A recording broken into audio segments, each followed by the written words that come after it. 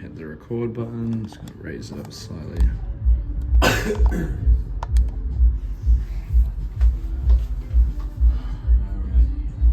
Sound off.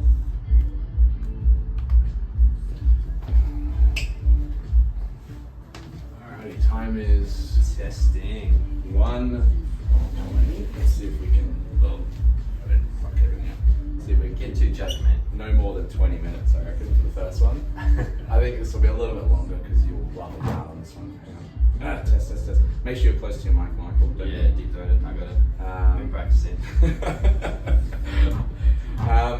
Your lead on this one, so you're first. Alright, so basically episode 8, we've just had affiliate semi-finals, so let's cover some stuff that happened over the weekend. I know trying to prep for this podcast, talking to you about the affiliate semi-finals, you were way off track. Yeah. Not up to date on anything, which means you're a coach in the industry, so you're not alone. I think a lot of the fans and the athletes are also a little bit behind or laggy this year on what's going on, what the processes are. So we'll start nice and simple.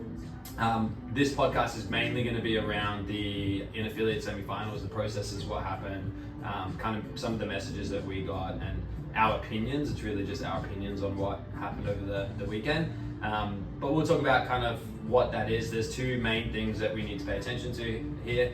The Open happens, and then from the Open we've got qualification processes for individual and teams. Right, I'll separate this nice and easy just so everyone can understand. Now for individuals, right, there is basically, I think in total there's 3 pathways that they can utilize to qualify. So if I need to be corrected, just comment and we will, you can update me on some of the stuff around the processes. Now we've got in affiliate semi-finals, which basically top 1% of the Open will then compete in the in affiliate semi-finals, and then you'll get the top 11 men and the top 11 women who will then qualify and go to the games. Now the other pathways include the sanctioned in-person events. Now we have 10 total across the globe. All right, these need to be within a region that you can go to, so within your area. So we have Torium, which at Torium will have athletes qualify. And then we've got Hustle Up Last Chance Qualifier, which happens as well. Now, that's one final male and one final female that will get a spot. So it's kind of like those who qualified for semis who maybe just missed out will get an opportunity to have a last chance qualifier. And then if they win that last chance qualifier, they will then get another ticket to the games. Now, the teams only have one. So the teams have one way to qualify, and that's through the teams in affiliate semi-finals. Right? This year they're not going to be able to qualify by going to Torium or going to the in-person pathways. They only have the one pathway. Now to be top 20 teams worldwide, it's max 1 per an affiliate earns a games invite. Alright, so it's kind of gone back to the affiliate structure where it used to be back in the day, everyone would train at the affiliates would put a team in, and then that team would go to semi-finals, right? Which would be our regionals, is what it used to be. And then from there, they would then qualify. So they've just taken away the regionals, they do it in affiliate now.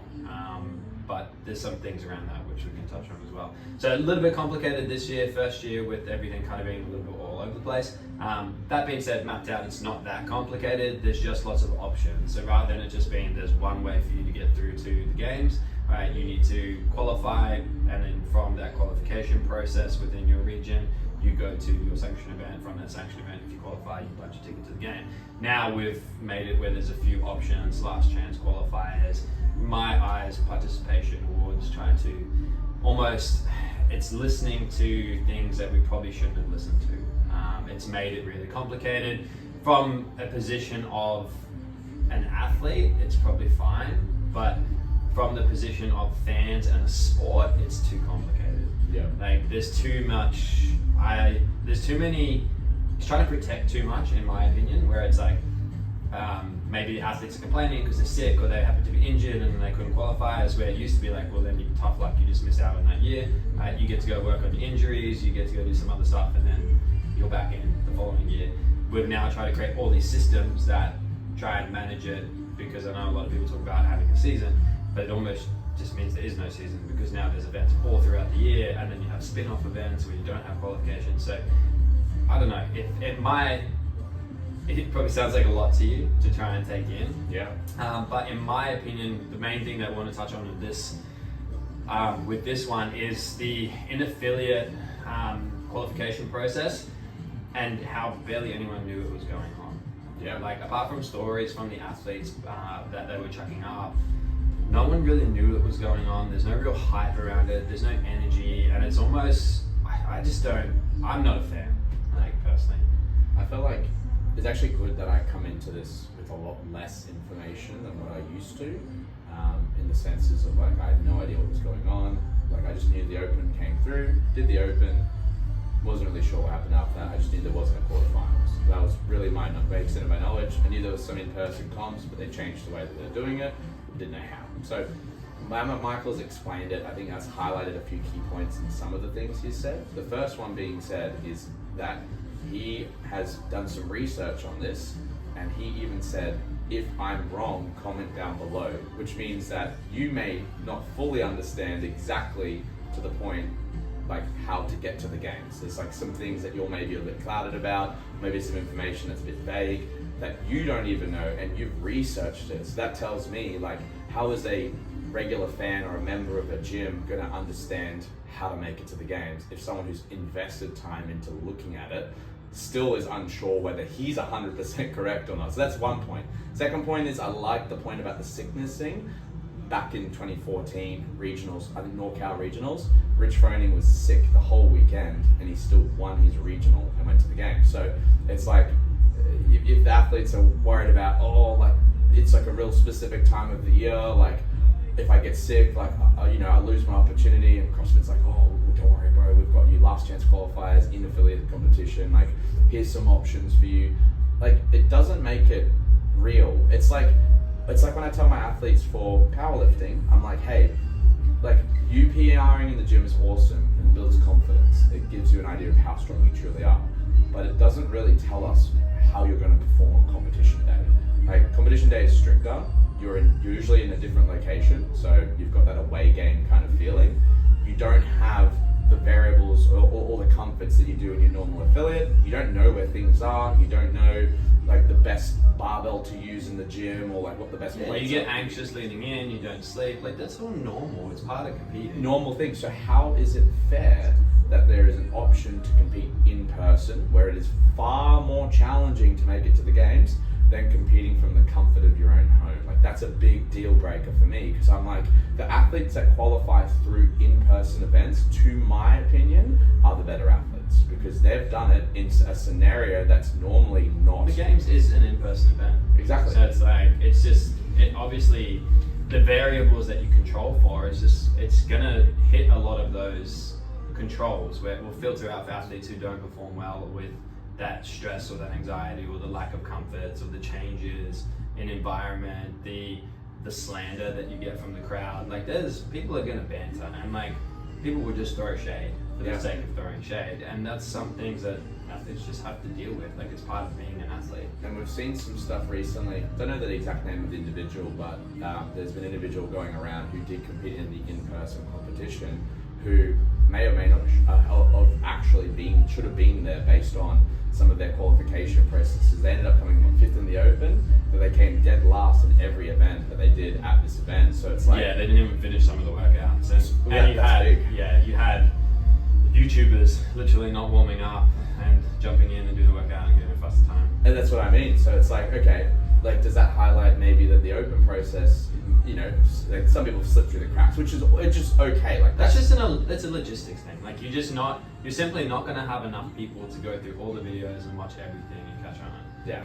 Catch everyone out. Like surely we do have the voting system, which is like the judge system where we can all go through and we can go needs review, and then it pings it for CrossFit, and then CrossFit go and watch it. But we still don't really know how that's going to work. Yeah, I think he didn't even have any videos uploaded, so it was he didn't. No. And that was one of those things where it's like, okay, from that perspective, like the reason why the Open is good, and this is what we were talking about off mic, was the reason why the Open was always good was because it really separated who should be at semifinals, regionals, whatever you want to call it, and who shouldn't.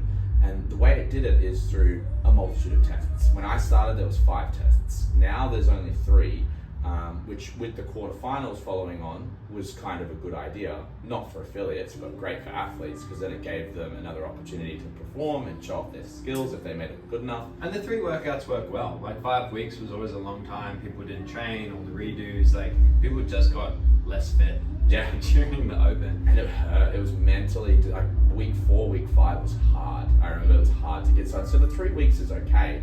But it's like, okay, now you've got 3 weeks. You're making the first workout incredibly inclusive. But we still need 5.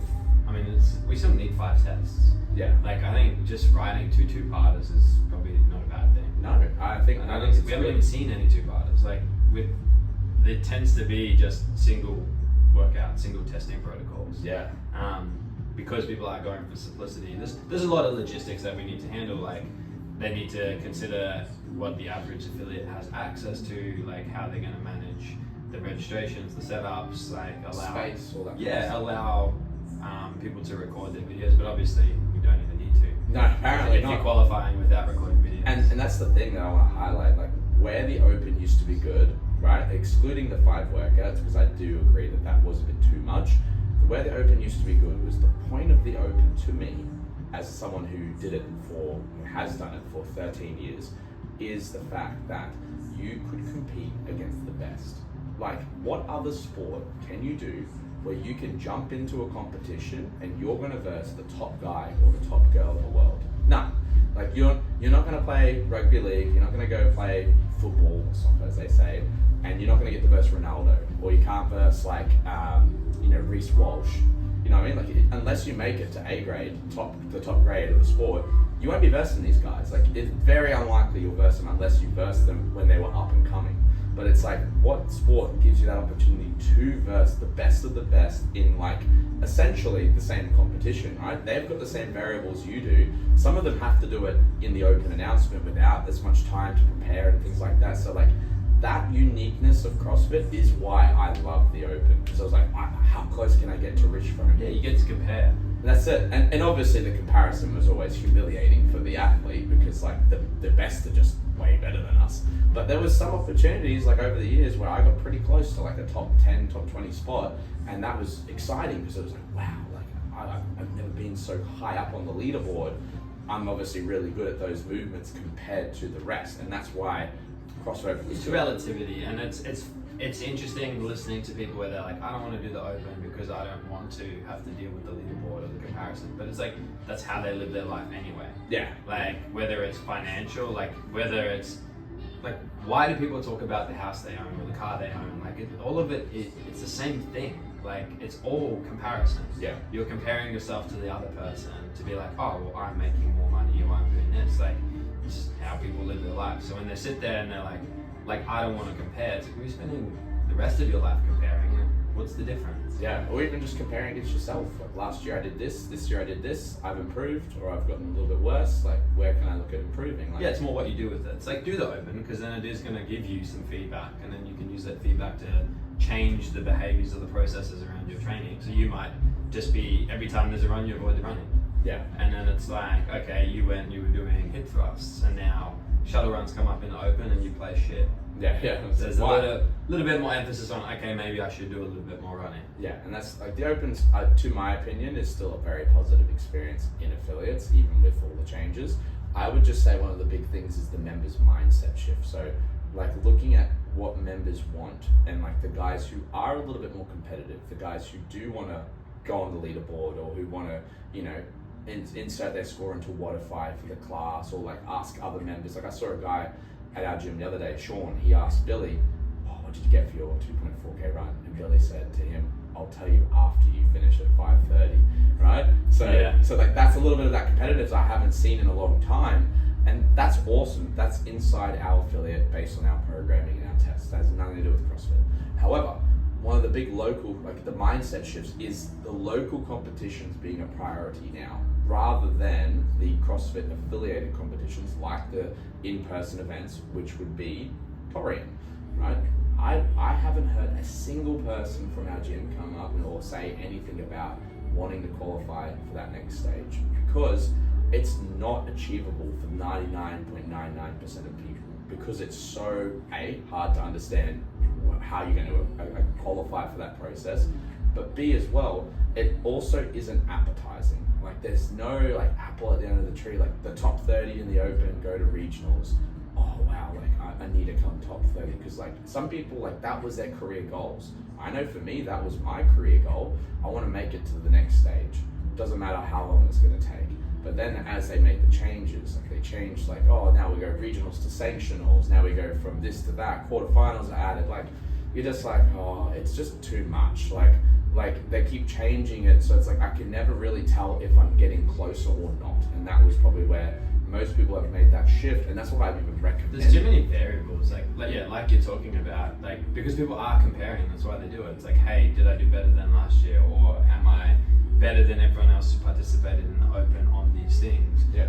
But because there's so many ways to do it, there's so many variables, it's just impossible to compare. Yeah. It's like, well, they went and did something completely different to what we did. We even had, when they used to standardize the workouts, and everyone did the semi-finals, everyone did the same workouts. Yeah, you had world record times. You had event record times at the current location they were at. So there's things to chase. People could do it in their own affiliate and see how close they became to. And that was great. That worked. Like the one thing we spoke about that we said would have been cool is just having one unique workout. Yeah. So every location basically had its own thing. Whether it was like Dubai, you got access to a desert run. Whenever it's Australia, you got access to beach events. And it was just, hey, just give one event that just makes it a little bit more entertaining for the viewer. Yeah. So now you get people who are overseas wanting to watch the Australian events because they're like, oh cool, they get to do flag racing. Yeah, yeah. Or it's like, okay, we're gonna watch Dubai because they get to climb the tallest building in Dubai, with the weight vest. Like those were cool things, but you still needed some standards. Yeah. Where it's like, okay, we can compare this athlete is the better athlete this year. As where that's all gone now. Like now everyone's just kind of tuned out. Yeah, it's like you don't know what to follow, you don't know who to follow, and it's like we were saying off camera too. Like the best of the best is still going to be the best of the best. Yeah. But it's like what I was saying is now that there's less people invested in the next steps of CrossFit, like how can we be sure that like the top 40 at the games are the top 40? Are there going to be some of these like internet warriors who get through without having to submit videos and maybe potentially stretching the truth of what their workouts are? Is there going to be a lot of people who get through who are just like really good in their home location, but when they go to the games, they just like crash and burn because they're not used to the elements, they're not used to all these other things that they have to keep in mind. So it's like, have we gotten into a stage where like maybe it's not that sexy to make it to the games anymore? Like whereas before, like you went to the games, you got all this specific games equipment, you got a plaque, you were a top athlete. Even if it was once off, you only made it once and that was it.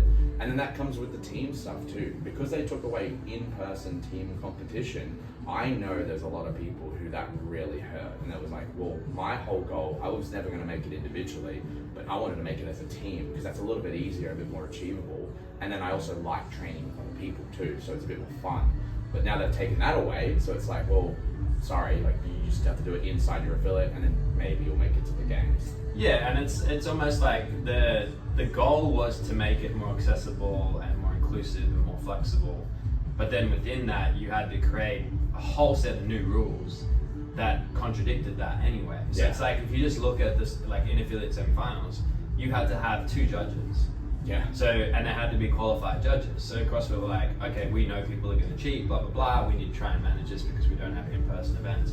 So there's a whole new level of logistics that they have to try and manage.